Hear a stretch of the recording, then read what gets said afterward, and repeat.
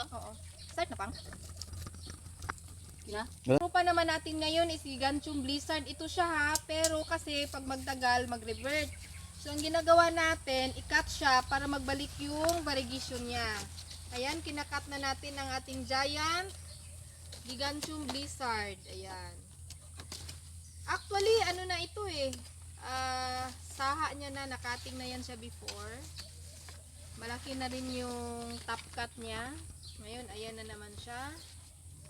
Ayan siya, pag nakat siya, ang next na dahon yan, babalik na yung variegation. Dili na gulong. Yan po ang ating big size po na Gigantium Blizzard. Dili ya. Dalawa yan. So, ayan. So, hoping na ang next na ano niya is magbalik na yung variegation niya. Kasi yung unang nakat ko, bumalik talaga yung variegation niya. Pakita natin later. Papa kayo. Yung top cut niyan before. Kasi yan, mga saha na yan siya.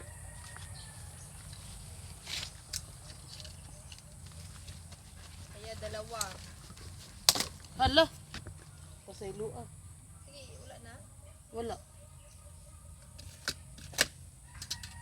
Kusilyo na lang. Kasi big na.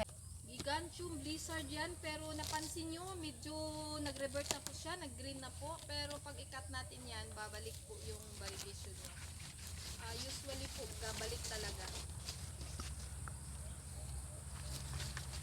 And then, after natin yan makat, lagyan natin ng ditin para hindi po mabulok yung pinagkatingan natin. Maglagay tayo ng ditin later. Balik. Ito. Asa kita balik? Dili mabubo kami. Dire? Ha? Diba? Dire? Mau siya maku.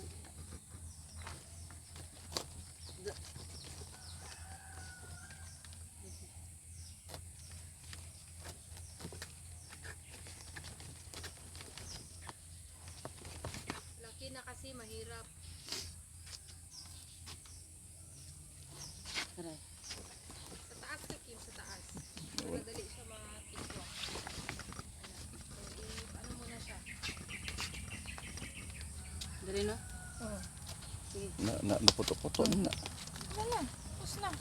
Ah, kini yung nakadalag. Ayan. Ayan na po, super big yan. And then, lagyan natin ng ditin.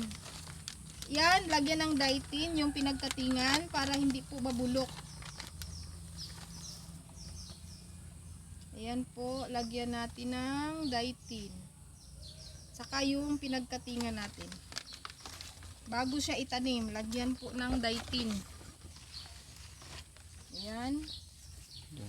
So, dyan na naman yan magsibol uli.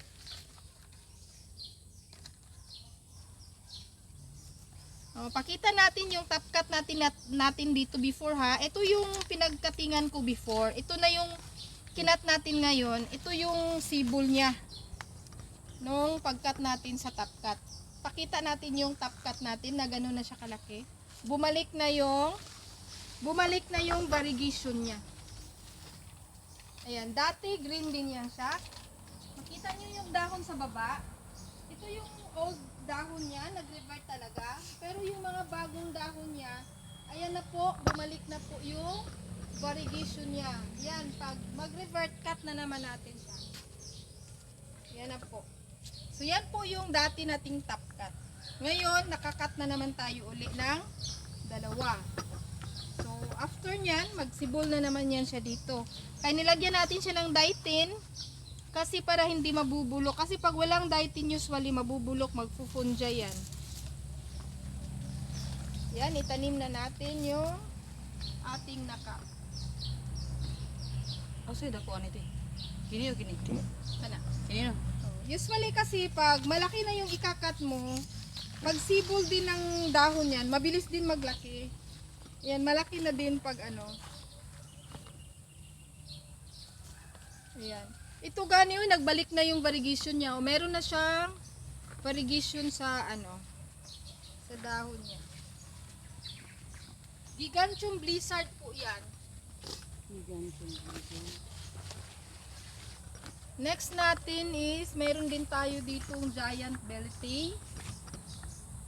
Mayroon din tayong giant na melaloni. Yan, ganun lang po ang magparami. Before, isa lang yan, tinapkat natin. Ngayon, nakakat naman tayo ng 2. So, ang origin yan, isa lang. So, ngayon, naging 4 na sila.